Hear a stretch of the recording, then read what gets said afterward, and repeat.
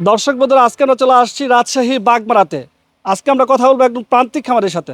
আসসালামু আলাইকুম ভাই। ওয়ালাইকুম সালাম রহমতুল্লাহ। ভাই কেমন আছেন? আলহামদুলিল্লাহ, আপনি?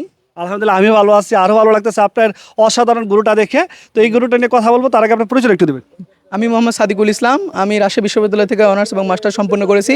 বর্তমানে পারিবারিক খামার দেখাশোনা করছি আচ্ছা ভাই, ছোট করে। এই যে পড়াশোনার পাশাপাশি সুবিশাল একটি গরু লালন পালন করতেছে, বিষয়টা আপনার কাছে কেমন লাগতেছে? আলহামদুলিল্লাহ, আমার খুবই ভালো লাগে ভাই।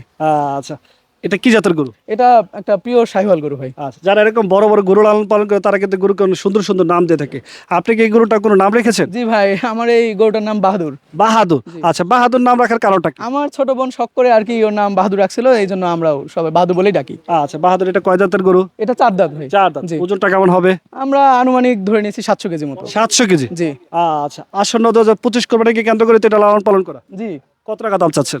আমি 6,50,000 টাকা দাম চাচ্ছি। 6,50,000 টাকা। জি। আচ্ছা, তারপর তো কিছুটা আলোচনা করা আলোচনার যাবে। সুযোগ আছে। আচ্ছা, কেউ যদি আপনার এই ভালোবাসার বাহাদুর গরুটা সংগ্রহ করতে চায়, কিভাবে সংগ্রহ করতে পারবে? সংগ্রহ আমার নাম্বার দেওয়া থাকবে, ফোন দিবে আর চাইলে তারা আমার লোকেশনে আসতে পারবে। আমার লোকেশন হচ্ছে বাগমারা থানা, রাজশাহী জেলার অন্তর্গত বাগমারা থানা, শান্তপাড়া গ্রাম।